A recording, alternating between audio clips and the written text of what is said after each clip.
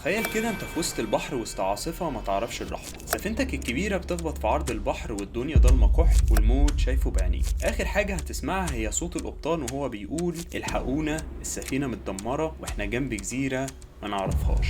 بس استنوا، في حاجة مرعبة على الشط وفجأة الخط يقطع. ودي كانت بداية حكاية جزيرة نورث سنتينل، الجزيرة اللي مقفول عليها بقانون دولي يمنع أي حد إنه يقرب منها. يا ترى ليه؟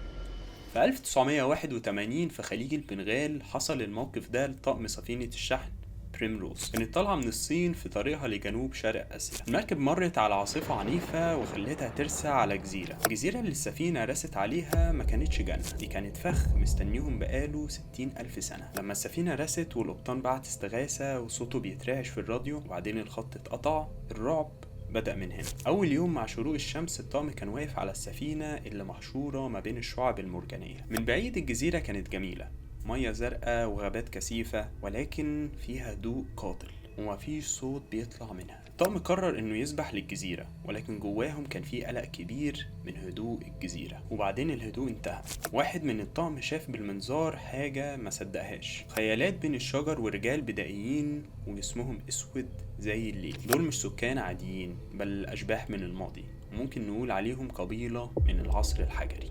عمرهم ما شافوا حضارة ومش عايزين يشوفوها. ثواني بدأوا يبنوا مراكب خشب قدامهم وعيونهم شر وبيتجهوا ناحية السفينة. الطقم فهم انهم مش ضيوف، دول بقوا فريسة محبوسة في قفص. السؤال المهم ليه كل الكراهية القاتلة دي اتجاه حد غريب؟ للأسف الإجابة مش سهلة. نرجع شوية بالزمن ل 1880.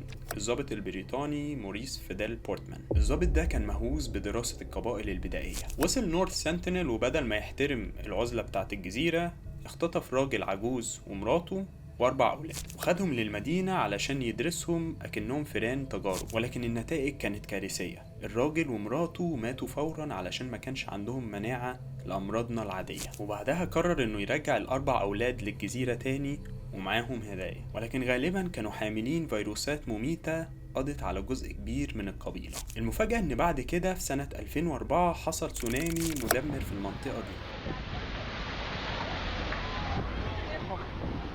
العالم كله افتكر ان القبيلة دي انتهت، والحكومة الهندية قررت تبعت طيارة علشان تطمن على القبيلة. طلع راجل لوحده من القبيلة ووقف بشموخ على الرملة وصوب سهم اتجاه الهليكوبتر. رسالة واحدة واضحة: احنا عايشين، مش عايزين حد منكم يقرب. والحكاية ما كملتش لسه، محاولات التواصل اللي حصلت كانت مشحونة وممكن تتقلب لمجزرة في أي وقت. مثال بسيط: عالم انثروبولوجية هندي قضى سنين بيحاول يكسب ودهم. مرة قدر يسلمهم جوز هند كهدية، ولكن ده كان موقف مؤقت وهاش قوي. وبعدين القبيلة اكتشفت إن أي حد يقرب من العالم الخارجي دي بتبقى نهايته. نرجع تاني لطقم سفينة برايم روز. القبطان المرعوب مسجل صوته وهو بيقول: ابنوا مراكب، أكتر من 50 راجل مسلحين خايفين يهجموا علينا، أرواحنا في خطر. تخيل معايا كل يوم بيسمعوا طبول بدائية جاية من الجزيرة، المراكب قاعدة بتقرب في المية والطقم قاعد بيدافع عن نفسه بحديد وشوية خشب. الحقيقة إنهم كانوا مستنيين هجوم القبيلة ونهاية حياتهم. وبعد أسبوع من الرعب ده واحنا خلاص قربنا من النهاية، سمعوا صوت، بس مش طبول، ده صوت مراوح هليكوبتر.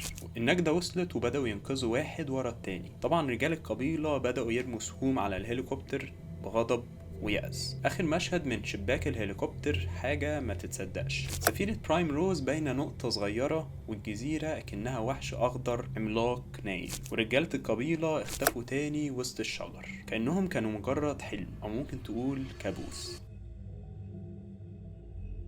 طقم ساب الجزيرة، ولكن ما ظنش ان الجزيرة سابتهم. والنهاردة جزيرة نورث سنتينل لسه زي ما هي، سر مقفول عليه بقانون دولي بيمنع اي حد يقرب منها بمسافة 5 كيلو على الأقل. وده بيسيبنا مع آخر سؤال: هل من حقنا كبشر ندخل أي مكان ونكشف أسراره، ولا في أماكن زي الجزيرة دي لازم تفضل سر للأبد؟